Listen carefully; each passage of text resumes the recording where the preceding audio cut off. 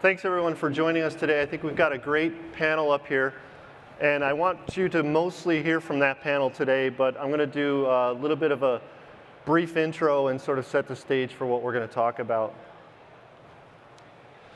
So you might remember me from this very stage in Atlanta last year, and Matt Peterson. We were up here talking about something called GAP, or Generic Access Platform.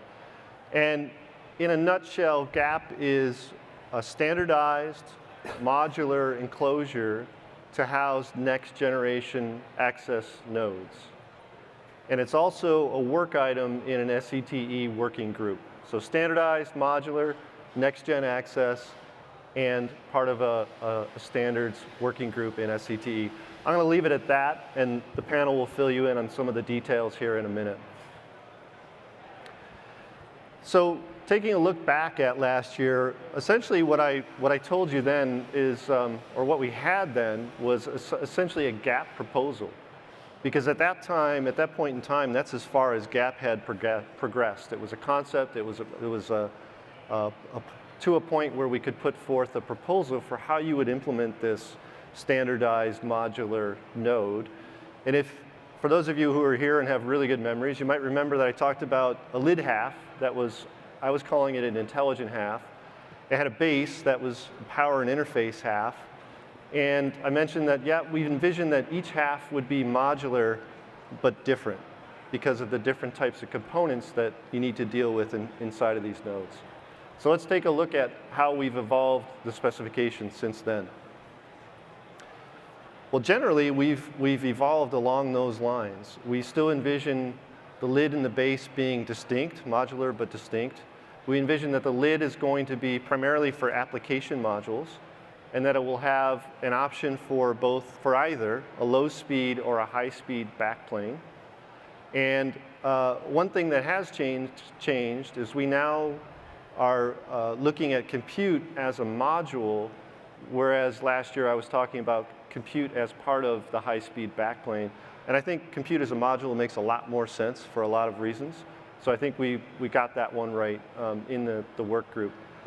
And yes, the base is primarily for power and interface, but there's also an opportunity to put application modules in that half if you needed to.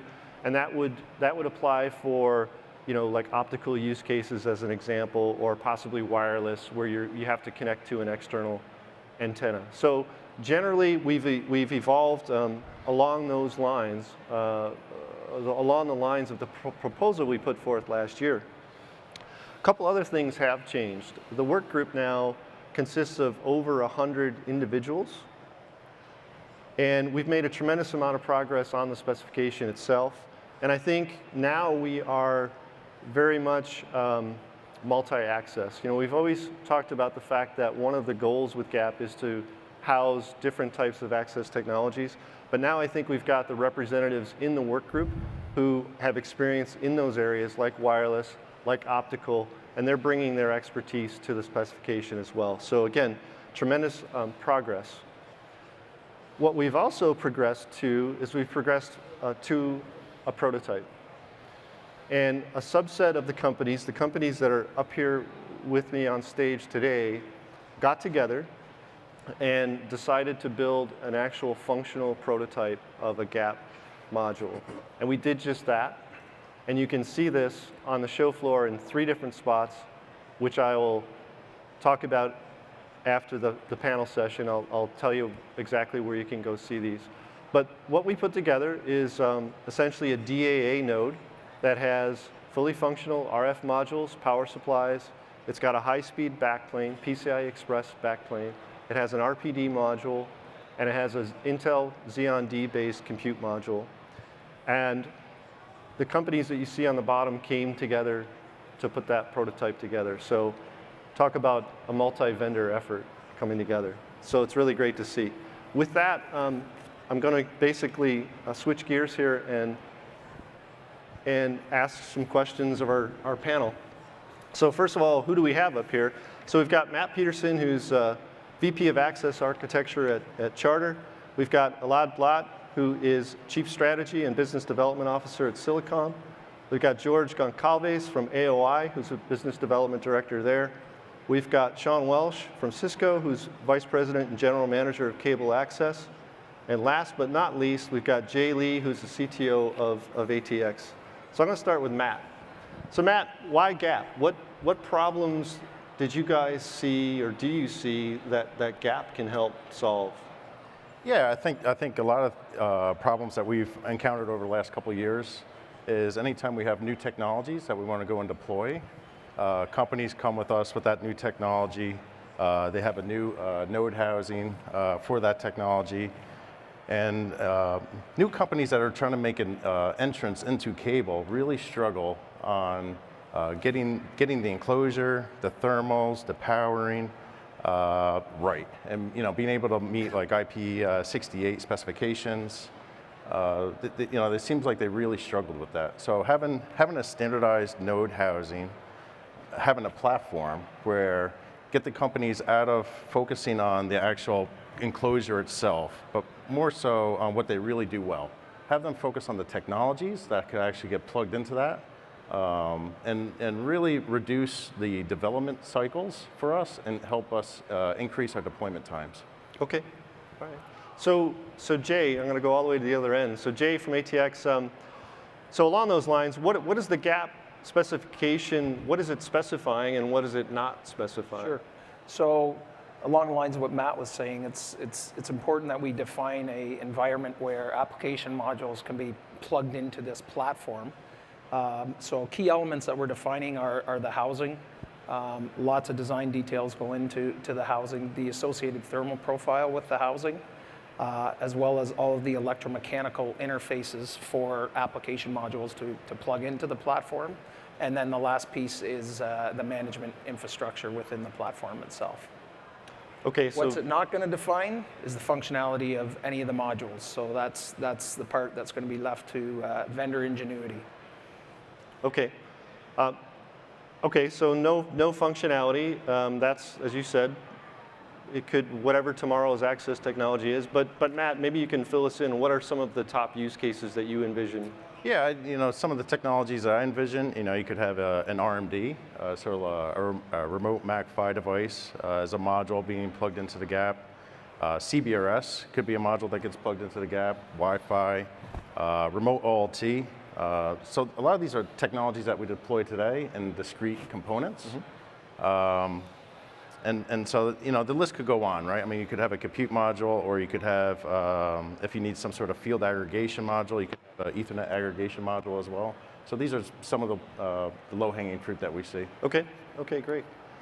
So over to Elad from Silicom. So what are we going to gain with GAP? What are some of the things you can do with a GAP node that you can't do with today's nodes? First of all, what you're going to gain is openness.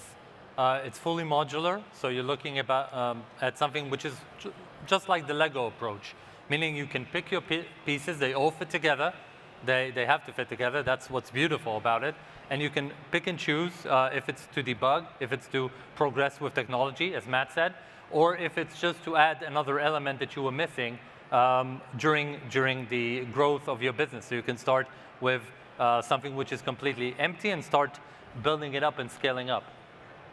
Okay, all right, great. So George, let's go over to you.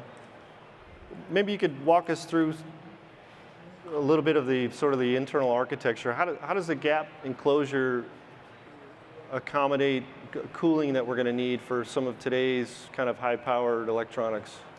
So part of the struggles with this project is thermal, right? You have to put a lot of stuff in this box, and there's techniques to cool it, both in the lid and base, that are really important. Getting a balance on both sides, the lid and base, is pivotal in getting the thermal dynamics of this right. And it causes us to really look at where the actual pieces are placed inside the node, and it's important to maintain that. And what's great about this is the heat and the thermal dissipation is a struggle, but it opens the door for us, for the market to say, hey, if I have this Lego approach, I'm going to be adding pieces and taking pieces out, and we always have to look at what thermals are going to be there. What's the power dissipation of each of these modules? But it's going to force innovation. It's going to force many folks in the industry who want to play in this arena to design smaller, to design with less power, to design a little more efficiently, to make those Lego pieces part of that infrastructure. And but it's a struggle to do it and maintain it, but it's also, I think, it opens the door for innovation. And so what is the wattage that Gap is specifying? We're trying to hit that 200 watt 200 number, watts. and that 200 watt can easily be brought up. Once you plug all these pieces in, you can easily get to 200 quickly, but you need to maintain that. You have the thermal mass of the node to cool it down, and it's going to limit you what you can plug in. You can Lego pieces in and you can Lego pieces out, but it is a limiter, but it's also, like I said, it's a Right. So helping for operators who maybe can't drive that much power into a node, I'm not talking about thermals, but power, then they would just scale it back, right? scale to whatever, 160 or whatever they can target as they need it. Okay. And Jay, I'm going to throw one over to you. So is it feasible, 200 watts? Yep, it's feasible. Okay. Simple, confident answer. All right, good. Check the box. Question of the night. So back to Elad. So a lot of goodness, obviously, in modularity, and the whole Lego blocks. But I've had questions myself. I'm sure others have. Doesn't modularity add a lot of cost to a platform? In this case, not at all. Not only doesn't it add cost, but we've done the calculations. It's minute at best. The backplane is both passive and active. You can use whatever you want to use and not use the other pieces, and it's minute compared to all the other pieces that we have. We have FPGAs, we have compute boards in here, $2-3 at best, so it's not really that significant. So it kind of comes down to a couple extra connectors, maybe? Yes, exactly, and not only that, you can depop them. Let's say in your first step, you're saying, no, I'm going to go all passive. Don't put in the actives. That's it. It's the same backplane. Okay. Well, and I know for the prototype, we landed on some basic off-the-shelf type connectors, right? Not super high-priced. Nothing is high-priced. Nothing is customized. It's all off-the-shelf standard pieces. Again, the idea is to make it commodity, to make other people be able to join us very quickly. Whether if they're building the actual hardware or if they're designing software to that hardware and need to test that software.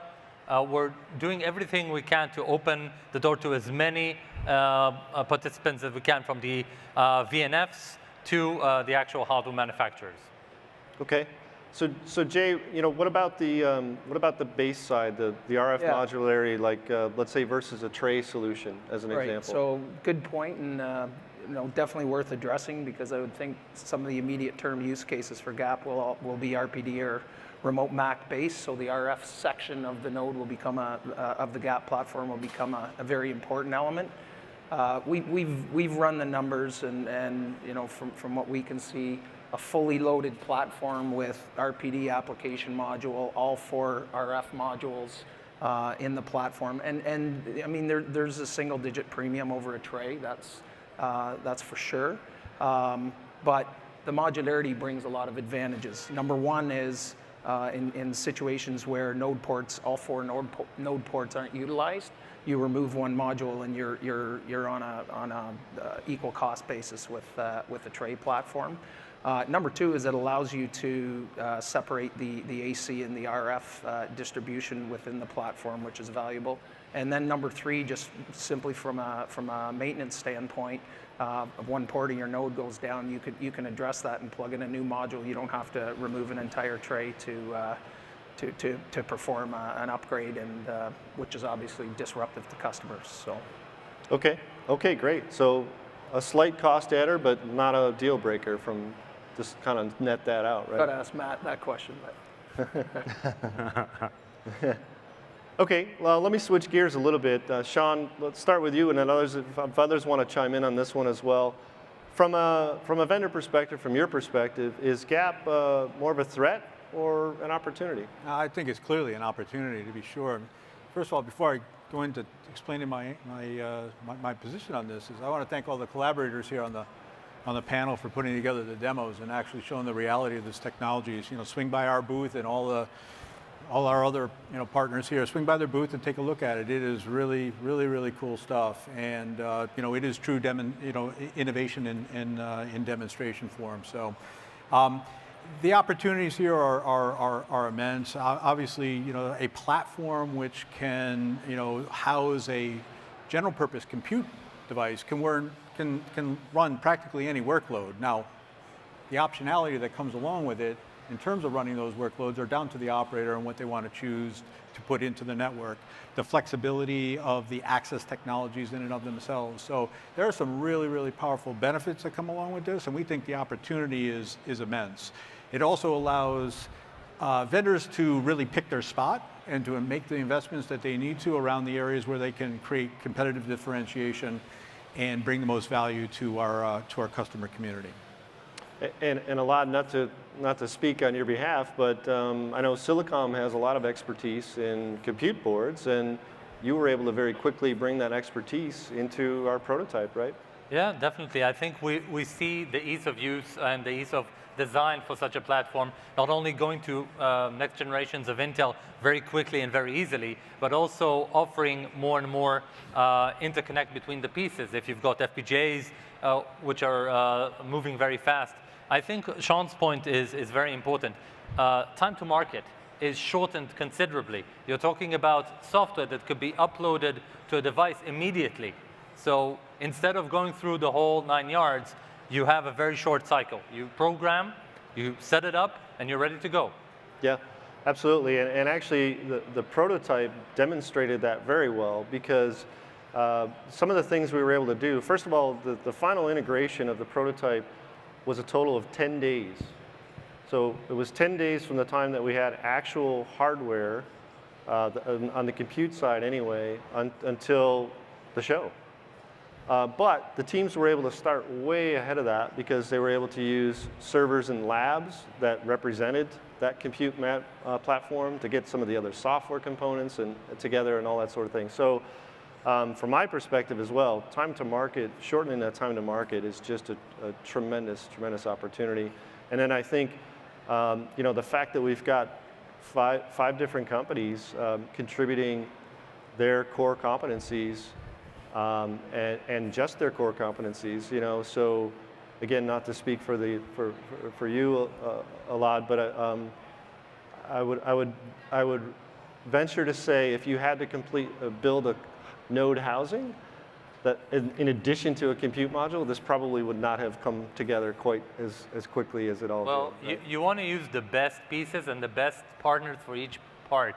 Silicom is very good in the design and very good in options of different components, but there are experts like ATX and AOI to do a lot of the enclosures, a lot of the power, the design of the entire build together. So why would I try and reinvent the wheel when there are people who've been doing this for over 20 years? Right, right. So Matt, what about opportunities for someone to play the integrator role? How do you see that changing? Yeah, I think integration is going to be a bit of a challenge, but with that, there's going to be more opportunity out there, maybe a third party to help facilitate that, or maybe an existing standard body out there to help facilitate some of the testing on the integration. So yeah, I think it's more of a new opportunity for new entrants. Okay, great. So maybe a final question. I don't know if I see Roger or Kevin out in the audience. He's right there. There he is. So when is the specification going to be done? There you go. The specification is ongoing right now. We started earlier this year with a group of about 25 contributors. We're looking for anybody else in the industry that has an interest in GAP. But we're really looking to finish the specification for Q1 of next year. Okay, great. Great, and again, the prototype that we built obviously was in advance of that specification being complete, but we wanted to learn from that experience, and we did. I know I learned a lot, and I think we were able to, I hate the term fail fast, we were able to succeed fast And it works. And it works, exactly. So let me go back here. Before I tell you where to go see this, I want to walk through the components again and just fill you in on who supplied those components. Again, just highlighting the multi-vendor aspect of this. So first of all, there's the modular node housing itself. That design was supplied by ATX. And actually, one of our engineers at Intel worked with ATX to modify the lid side to accommodate our components on the lid side. The RF modules, the power supplies, again, supplied by ATX. We had the PCI Express backplane module and the compute module, which were designed and built by Silicom. We have the RPD module, which was built by AOI. And then we have a core, an actual VCMTS core from Cisco software stack running on the Intel Xeon D platform. Now, so where can you go see this? 3 different places. We have a complete unit at the ATX booth 1601. So feel free to drop by there, and there's actual traffic running through this thing. We have the lid half at the Cisco booth. We were a little short on bases, so we powered it through other means. But we have the lid half, again, fully functional, at the Cisco booth. And we, Intel, in our meeting room, have a non-functional complete unit. So feel free to stop by one of those areas to go and actually see one of these units. And if you haven't joined yet, please join the effort to complete the spec for GAP. It's not too late, right? We have progressed it quite a ways, but it's not too late to sort of join the effort. So with that, we do have a few minutes, so I think we can open it up for Q&A. Oh, hi guys, Jeff Baumgartner with Light Reading. I just had a quick question on, I know we've talked about GAP before, or I have with a number of you, but can I get like an update too on cable operator interest and participation? You know, obviously it's good that Charter's very heavily involved in kind of championing this, but give us an update on who else is kind of jumping in with both feet. Yeah, I don't know, Matt, if you could take that one, or if I can. Yeah, go ahead. No, so I mean, we've had interest from other operators. They are actually part of the working group. Gosh, I guess the way I would characterize it is I would invite them to become more active. I'd love that. But I get the sense that folks are kind of in a wait-and-see mode, or we're in a wait-and-see mode. And hopefully once they see the prototype and realize that, oh yeah, this is achievable, I'm hoping that we get some more active participation there from others. But we've certainly talked to several operators who have expressed interest in GAP, but I think they've just been in that wait-and-see mode.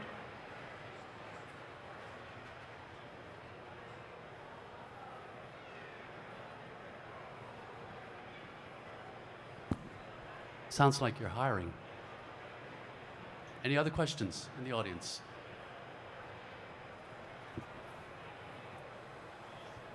Hi, Tim Casto with Lanner Electronics. Just wondering about the Intel Xeon D. Is that the initial D1500 family or the new 2100? How many cores? Are you anticipating any use of virtualization technologies in this application or not? Good question. So what we're running in the prototype is a Xeon D 15. I don't remember the number. It's a Broadwell generation, 12-core processor, and it's pretty amazing because the Cisco core is running containers, Kubernetes containers on top of VMware. So we have VMware ESXi running on that, as well as the container environment. So 12-core Broadwell generation Xeon D. Hi, Fred Dawson, Screenplays. Following up on Jeff's question, I'm interested in knowing how this gets implemented, assuming whether it's just Charter or many operators. How Matt, are you going to be putting this out there? What justifies replacing your legacy nodes, going to the cost of putting this in? How does that evolve? Yeah, as we go and deploy new technologies, we're going to be deploying DAA type technologies out in the field. That's going to require a new platform in order to host that, whether it's an RPD module or a MAC-PHY module. And so it's more or less cap and grow style as we drive DAA out there. And so as we're driving that new technology out there, we want to be driving that on top of this platform.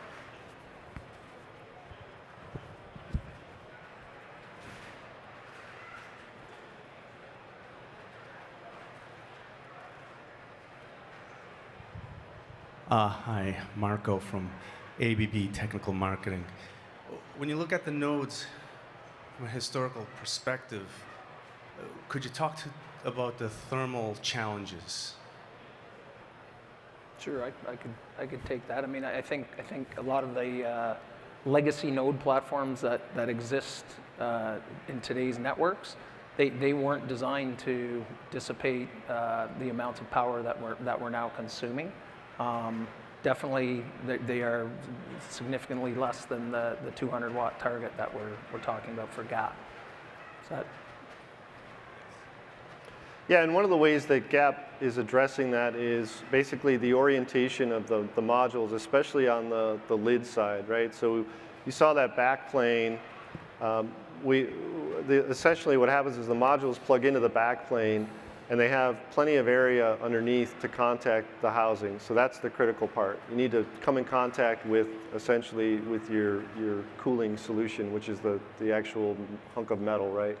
And so you can put your hot components on the back side of your module, and then they have an opportunity to contact with the actual housing itself. So I think that's one of the things. Yeah. I don't know if it's totally unique, but it's fairly unique to GAP. Externally, what's important is the fin design associated with the housing, and lot of permutations and combinations and thermal modeling go into optimization of that, and that's a lot of the secret sauce and being able to dissipate those levels. When you of power. look at something like the power supply, you could say that a higher efficient power supply will yield a help for thermals.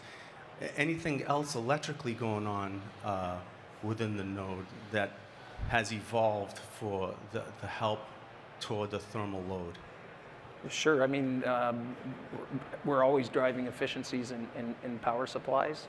Another interesting piece of technology that's started to rear its head is called digital pre-distortion, which allows you to bias hybrid amplifiers at lower current levels, which every bit of it helps.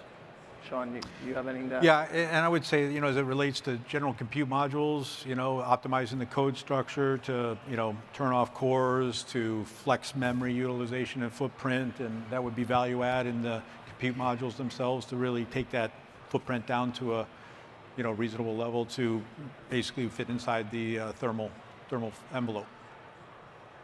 Thank you. Okay, I think we have time for maybe one more. Anyone? Any last comments from the panel? No? Okay. Okay, great. With that, please join me thanking the panel for the session today.